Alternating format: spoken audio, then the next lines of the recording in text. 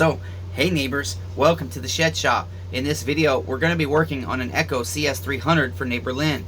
I have worked on neighbor Lynn's ms250, and I cannot get his Echo tuned in properly. The ms250 is good to go, and so I'll put an info card. I can't recollect, neighbors. Is it right here? Or is it right here? I need to put that for you. I can't remember where it shows up, but either way, in one of those spots, is it my left and pointing to the left, or is it pointing to the right of my screen, my right? That is the info card. And I'll also make it the end card to this video because it's not going to be very long. Basically, this Echo, you have to do a whole lot of work just to get to the tank vent. I thought that might have been our problem. Currently, we have replaced fuel line, we have replaced the primer bulb, we have replaced the air filter, and we have rebuilt the carburetor. And the challenge we're having is, again, it will react well to high and low, but at a certain point of leaning it out, it starts acting like it's getting richened out. It doesn't quite react when you get to that far point of being too lean or too rich. It doesn't quite react the way I would expect a carburetor to react. And so before I go in and start messing with the carburetor again, and I had to verify this tank vent had to be replaced, and it was a lot to get to it, neighbors. It's way up in there, back there. Here's the hose, and you got to take all the chet off, all these screws off, pry this open, and then wedge that out. And it took me over an hour just to do that, just to find out, even though the tank vent was a little restricted, it probably isn't our issue. It could be, but it probably isn't.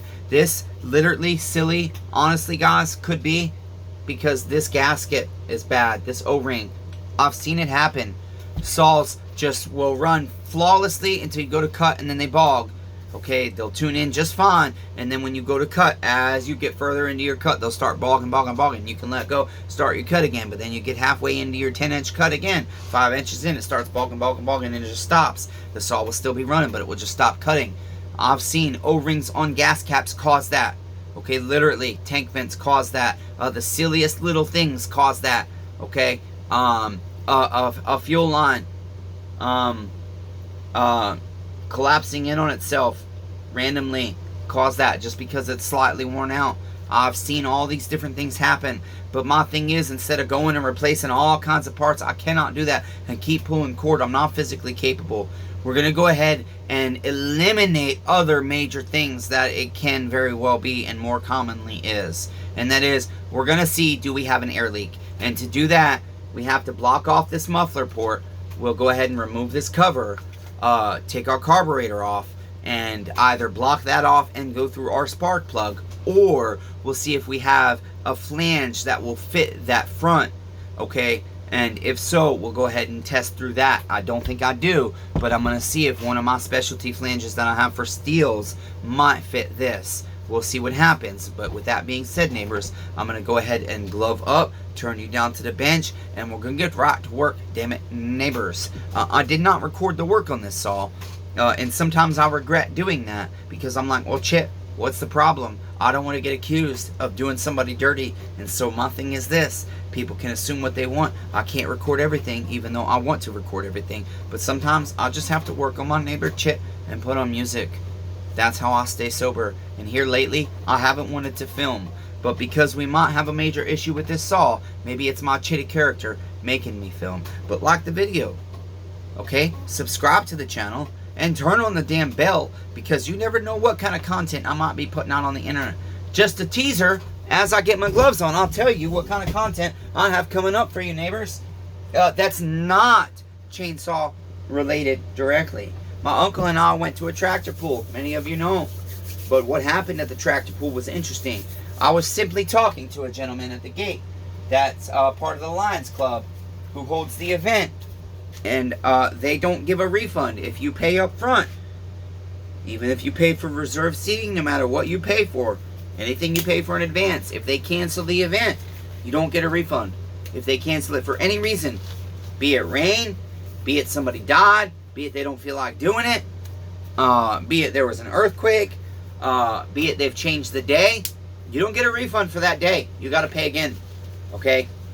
And I was simply telling him very kindly that I didn't think that was right, because me and my uncle, it would have much benefited our lives to get reserved seating, because I'm disabled, and having a reserved seat at the top of the bleachers where I can lean against the fence and be able to stand up without blocking people's views would have helped my life.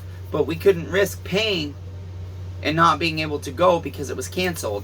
Then we couldn't afford to go another day, okay? And so then the cops come over as soon as I'm done talking to this guy. I'm about to tell him have a nice day, and we're about to go into the tractor pool. He's just scanned our tickets, and the cops, who are 10 feet away the whole fucking time, come over and insert their nose in our business. And I'm gonna post the video of what the fuck happened as soon as I turned on my camera.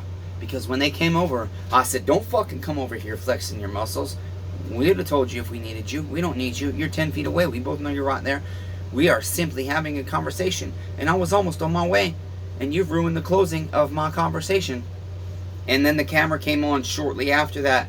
And I have footage of the tractor pull and everything else I'm going to compile with that to make you a great video of how you exercise your constitutional rights. I'm going to tell you what I did right. I'm going to tell you what I did wrong.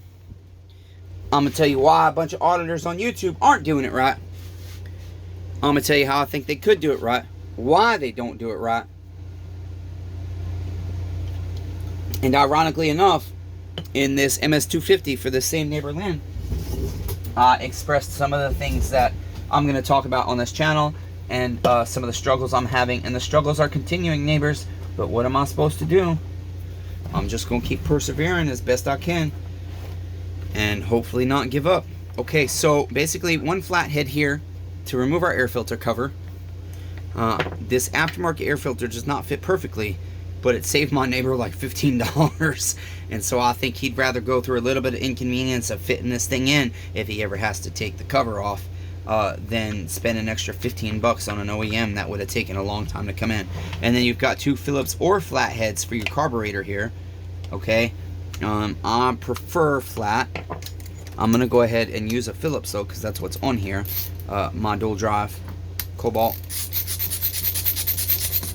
These top handles can be a little bit difficult to work on, and it's hard because I hate charging all kinds of money to do the same stuff, but the setups, they take a lot more time, and so oftentimes I have to increase the bill when I have to go through an extensive amount just to change a tank vent. I hate doing it, but I gotta stop working for free, neighbors. And if my business fails, well, shit, it's already failing me working for free. And so if I stop working for free and charging my neighbors a fair wage according to the industry standard, and they don't bring me their business, even though I'm way cheaper than the dealerships, I just sometimes take longer. Sometimes I'm faster. Then my business will fail. There's nothing I can do about it. I'm doing the very best I can. Okay, let's see. On 575, are you leaking just oil? You are.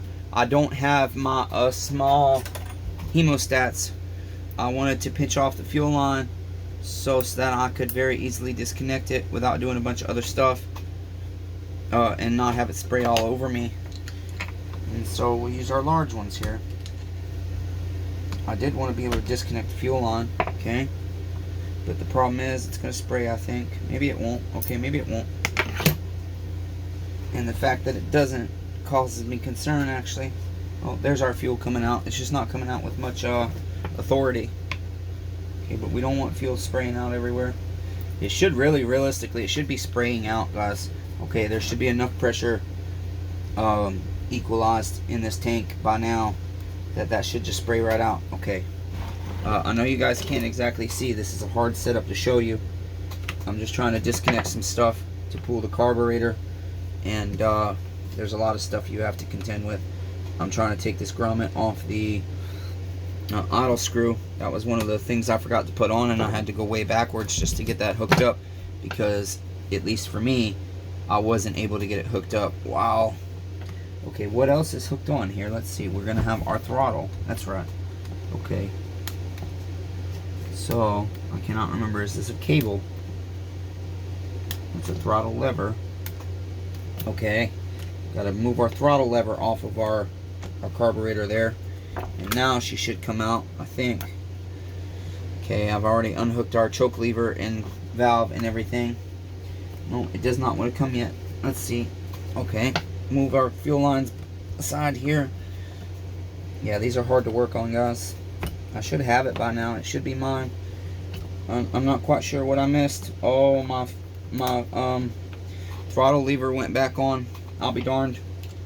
Okay, somehow it popped back on. Don't see how, but it did. Kind of shocking. It popped back on in the wrong hole too, which is going to be interesting. Yeah, it has gone back where it doesn't belong. Somehow hooked through. Only that could only happen to me though. I mean, I don't know that that could happen to anybody else. The astronomical, unlikely odds of that happening are crazy. Okay, so there's that. And this is the thing. We need to be able to block this off from air entering. Now, I wanted to see if one of my specialty flanges would fit. Was hoping one of these two might have the same bolt pattern. They appear that they do, but this also, I believe, has an impulse. And then the challenge is, let's see, yes, it does have an impulse. Okay, I don't believe these are going to block off an impulse of this style. I mean, we can try it, but I don't think we will succeed. I would absolutely need the gasket as well, I think. And then my 2 bolts here, I don't think are going to be long enough. That's the other issue. Oh, we'll get a little bit of meat, maybe. We might get just enough. We'll give this a whirl, because if we can vacuum pressure test this way, and we're able to seal it off without human error, that would be amazing. I would love that. Okay, at this point, these hemostats will be in the way. So I'm going to go ahead and put a plug in my fuel line. I like these silicone stoppers. I need to find more of the damn small ones only. You got to buy the whole kit to get the small ones. I really like these black ones and the pink ones for fuel lines and impulse hoses when I need to block stuff off. They work great. Alright, so there's that. Go ahead and move that out of our way. We will go ahead and our gasket came off again, darn it. Okay, go ahead and try and keep our gasket on there. This is why I don't like Phillips and flatheads, honestly. I think I'll go ahead and need to replace this gasket. I don't love the condition of it.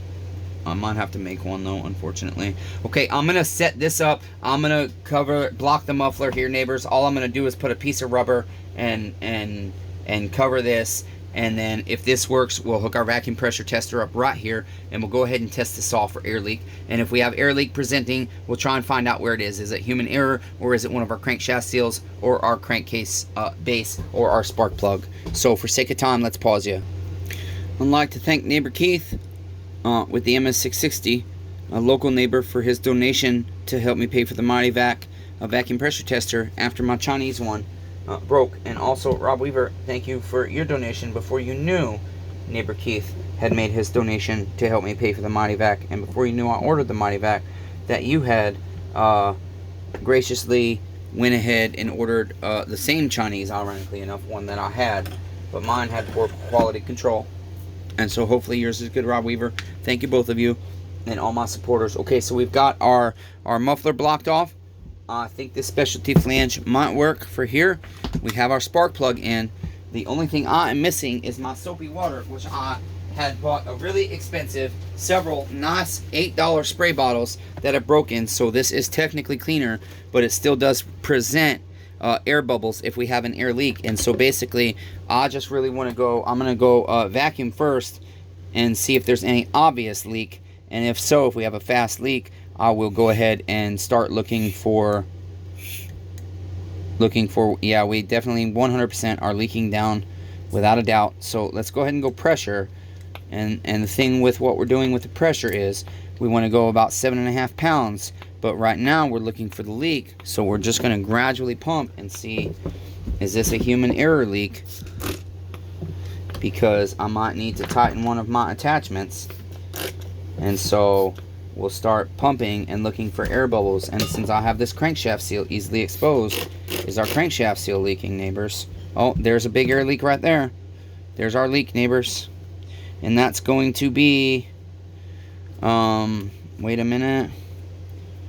That is where our cylinder pan sits with our carburetor. That's a bad place to be leaking. Okay, let's clear it off.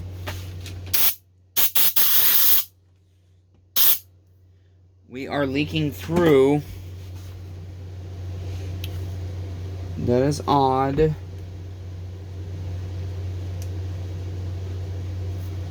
odd place for an air leak, neighbors.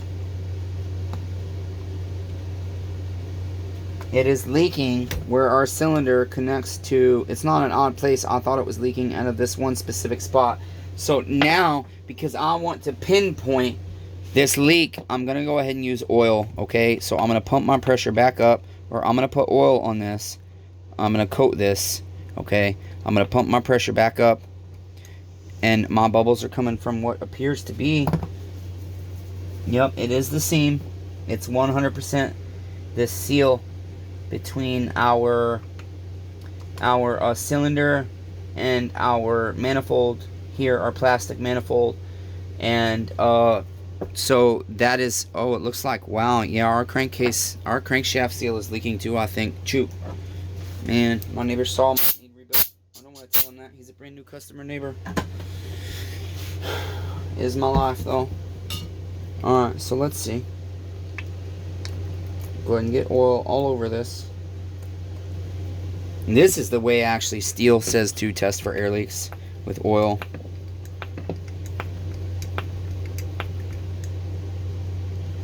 So I'm trying to identify if I get air bubbles at my crankshaft seal. But the problem is my air is leaking down so fast at the other spot, I can't tell. Okay, and so there you go, neighbor Lynn. That's why our saw won't run right. We have an air leak between our motor and our intake manifold, okay? And so I will get that fixed for you, neighbor. Little top handle echo saw, if we can keep it going. It looks like it's got lots of life left in it. It feels like it's got great compression. And so I want to keep it going for you. And so that's what we're going to do, neighbor. I'm going to continue on this saw. Listen, guys.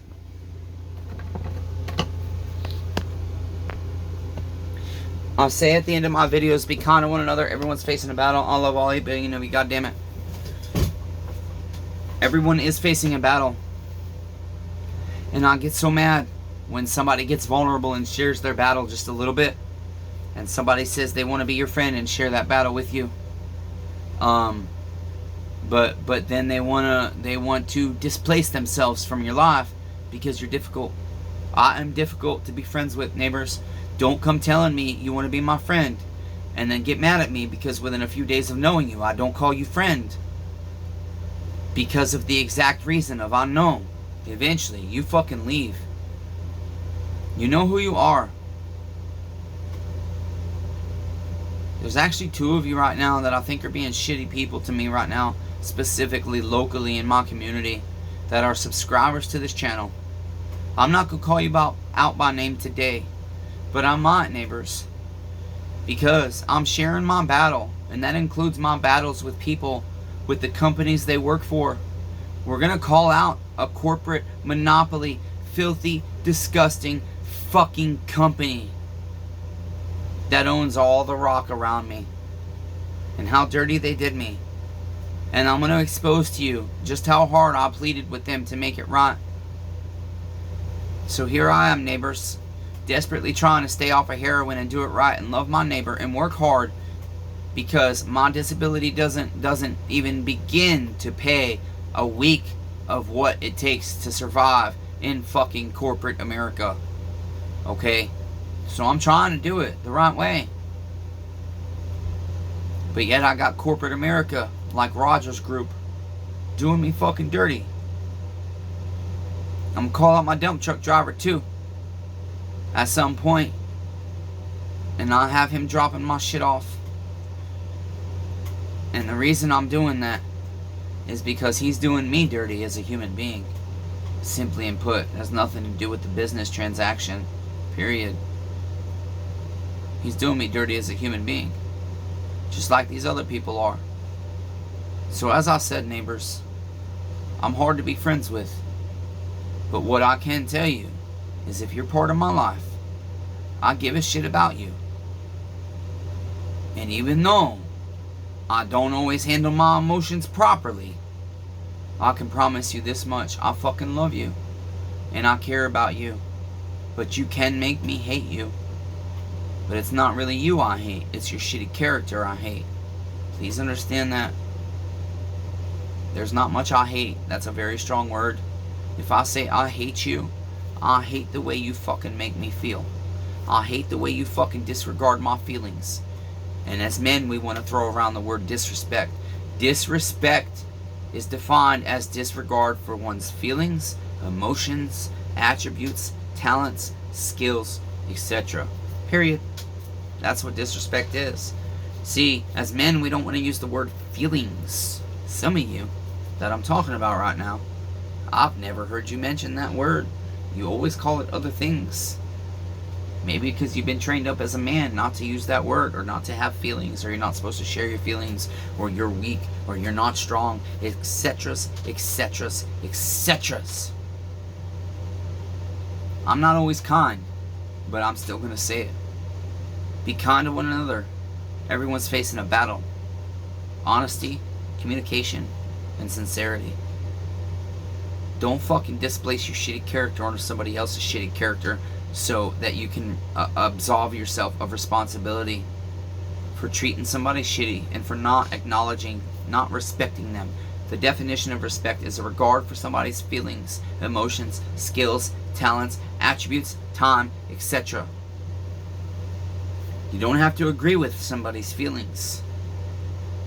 But their feelings as a human being are still fucking valid, even if they're insane to you and make no sense and aren't okay. They still matter, and they should still be validated. You can validate somebody's feelings whilst not agreeing with them. Isn't that a wonderful concept, neighbors? We all need to learn it more, because then it would be easier to be kind to one another and face these fucking battles together.